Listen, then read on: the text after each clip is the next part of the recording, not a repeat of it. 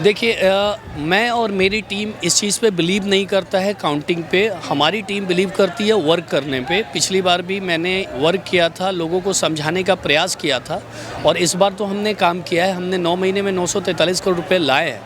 अगर एक्चुअल लोग विकास के लिए वोट करेंगे तो रिकॉर्ड तोड़ होगा। हमारी भारतीय जनता पार्टी एनडीए गठबंधन की सरकार ऐसी है, किस कास्ट के किस धर्म के नेता हमारे साथ नहीं है।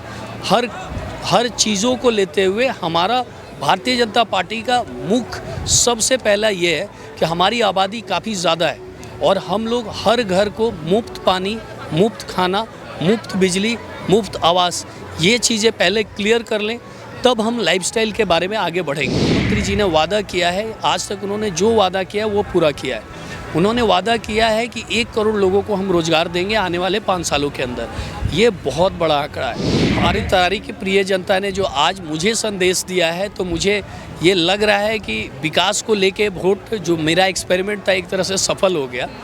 तो मैं उनको यही संदेश दूंगा कि आप यही नहीं, जिस विधानसभा में जाएं, जो भी प्रत्याशी मिले, मैं ये नहीं कहता हूँ किसी एक पार्टी को, जो भी प्रत्याशी मिले, आपको लगे कि आप इनसे ये विकास कर सकते हैं, काम कर सकते हैं, उसमें वोट दीजिए अगर हमारे बिहार को आगे लेके जाना है। वोटिंग के पहले चरण का आज आखिरी दिन है नॉमिनेशन का और मेरे साथ तरारी से वर्तमान विधायक और भाजपा के प्रत्याशी विशाल प्रशांत थे जो नॉमिनेशन करवा लिए। कैसा महसूस हो रहा है, सबसे पहले ये बताइए।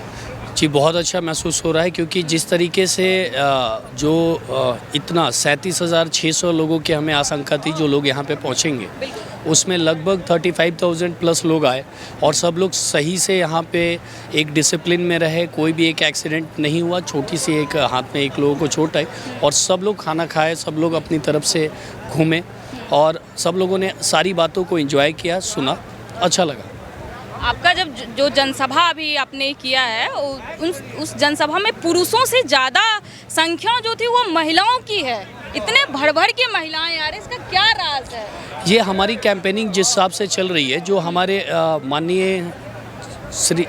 माननीय विकास पुरुष सीएम हमारे नीतीश कुमार जी की जो देन है और हमारे एनडीए गठबंधन की जो देन है कि महिलाओं का जो रोजगार योजना के तहत उनको जो राशि दी गई है, उनसे उनको पता है, उनको सर्वे आगे का डेटा हम लोग बता रहे हैं कि आने वाले 10 सालों में महिलाओं का उत्थान किस हद तक हमारी सरकार लेके जाने वाली है, उससे वो लोग जुड़ रही हैं और इसमें जाति पाति धर्म सबको तोड़ के वो लोग बाहर आई। आज मुझे बहुत अच्छा लगा कि हर बूथ से 10-10 महिलाएं आई।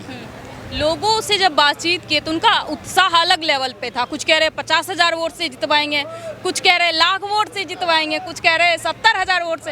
आपको क्या लग रहा है, आप इस बार कहाँ ठहरेंगे? विशाल प्रशांत कहाँ ठहरेंगे? देखिए मैं और मेरी टीम इस चीज़ पे बिलीव नहीं करता है काउंटिंग पे। हमारी टीम बिलीव करती है वर्क करने पे। पिछली बार भी मैंने वर्क किया था, लोगों को समझाने का प्रयास किया था और इस बार तो हमने काम किया है। हमने 9 महीने में 943 करोड़ रुपए लाए हैं।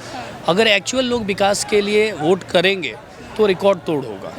पूरे बिहार में इस बात का डंका बज रहा है कि तरारी एक सुदूर क्षेत्र का विधायक विशाल प्रशांत 7 महीने में 945 करोड़ का काम करवा दिए। सही बात है, जनता भी कह रही थी, क्षेत्र की जनता की, एक भी ऐसा गांव नहीं छूटा है जहां सड़कें ना बनी हो। लेकिन जब अब विधायक बनेंगे तो सबसे पहला काम क्या रहेगा कि लार्ज स्केल पे करवाया जाए?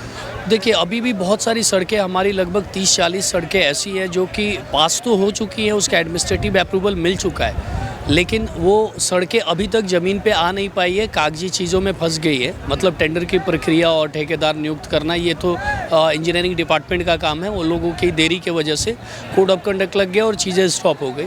तो वो हमारा प्रमुख रहेगा कि कम से कम, जो कि हमारे पिताजी का सोच था कि सबसे पहले गाँवों को सड़क और बिजली के चीज़ों से जोड़ देना है। उसके बाद दूसरी चीज़ें आ जाती है हमारी स्वास्थ्य की व्यवस्था। हमारी स्वास्थ्य की व्यवस्था बहुत चरमराई हुई है, हमने देखा है, उसमें हमने काम भी किया, लेकिन परेशानियों की वजह से बहुत अच्छा हम लोग नहीं कर पाए। कोई भी डॉक्टर्स को ट्रांसफ़र हम लोग जितना चाहते थे उतना नहीं करा पाए। 4-6 डॉक्टर लाए, लेकिन हमारी ज़रूरतें एक ब्लॉक में लगभग 19 डॉक्टर्स की हैं और हर पंचायत में एक हॉस्पिटल हॉस्पिटल का कार्य कराना इम्पोर्टेंट है।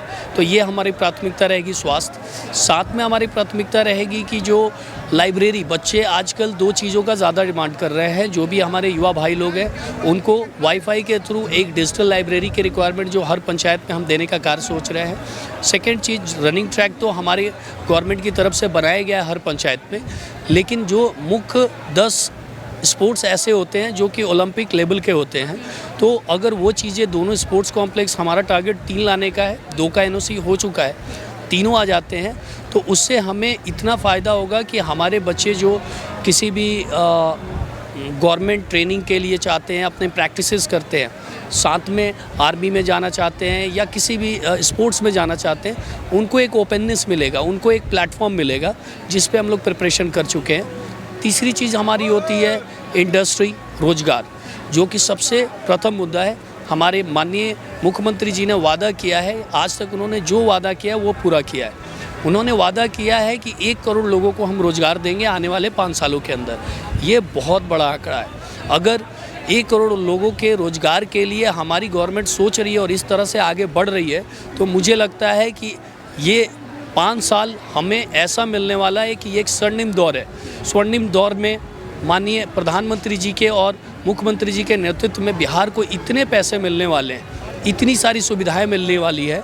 अगर ये गठबंधन फिर से वापस आती है, जो कि मुझे पूरा लगता है कि लोग विकास के लिए वोट करेंगे तो आएगा ही, आती है, तो आप ये देखेंगे कि 5 साल के अंदर बिजली के माध्यम से आप सुनेंगे तो अदर नेबर स्टेट्स में सबसे ज़्यादा 22 घंटे बिजली हम प्रदान करते हैं। बाकी जगह यूपी को भी हम बिजली देते हैं। तो बिजली के माध्यम से, रोड के माध्यम से, सुरक्षा के माध्यम से, हर माध्यम से हमारा जो अभी राज्य अग्रणी जा चुका है। 3-3, 4-4 एयरपोर्ट बन चुके हैं हमारे पास, जो एग्रीकल्चर कॉरिडोर, हमारे पास एक्सप्रेसवे, ये सारा ब्लूप्रिंट रेडी है। बस ये 5 साल के अंदर ये जो स्वर्णिम दौर है, उसमें मैं चाहूँगा कि हमारे बिहार की जनता एकजुट होकर एनडीए को अगर लाती है तो 5 साल के बाद जितने भी देश के अग्रणी राज्य हैं उन सब में बिहार का नाम आएगा। अंतिम प्रश्न रहेगा आपसे कि पिछले 10 साल की राजनीति पे अगर हम नज़र दौड़ाएं तरारी के, तो यहाँ पे जात पात की राजनीति हो रही थी, विकास की राजनीति नहीं हो रही थी।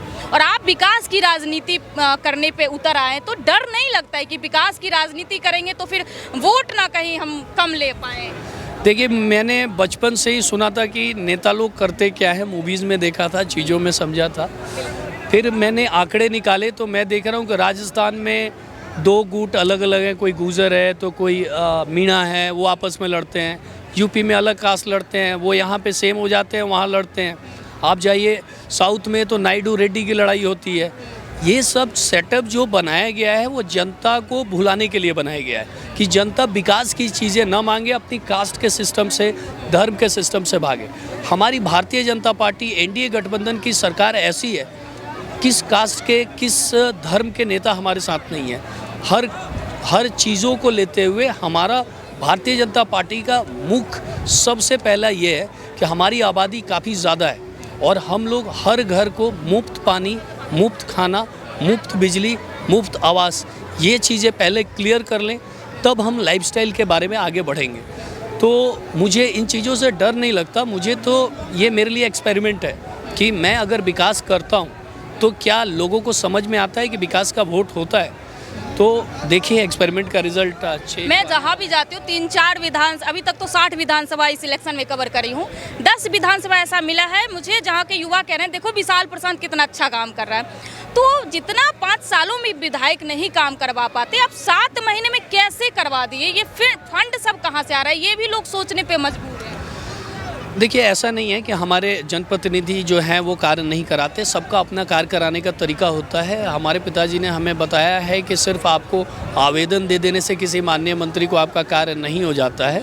आपको उनसे जाके उनको बताना होता है कि आपकी एक्चुअल परेशानियां क्या हैं। सरकार की योजनाएं तो आ चुकी हैं, लेकिन जो भी पदाधिकारी है, अधिकारी है, उसको ज़मीन तक नहीं पहुँचा रहे हैं। तो इसीलिए ये सिस्टम बना हुआ है। एक एडमिनिस्ट्रेशन सिस्टम अलग है और पॉलिटिकल सिस्टम इसलिए है कि वो उस एडमिनिस्ट्रेशन को चलाए।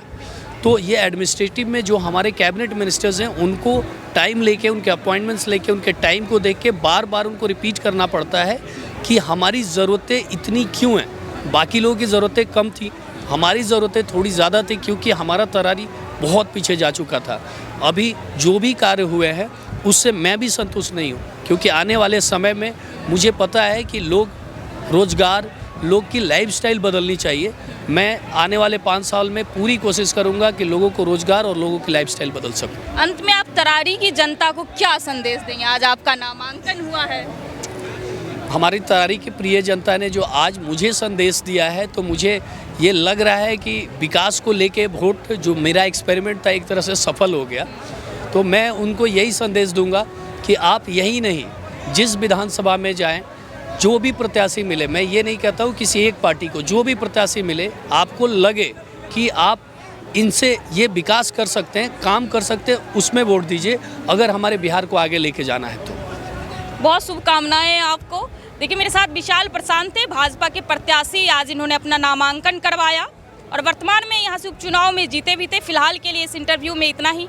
आपका क्या सोच रहा है, आप अपनी राय हमें कमेंट बॉक्स में जरूर दें। बहुत बहुत धन्यवाद।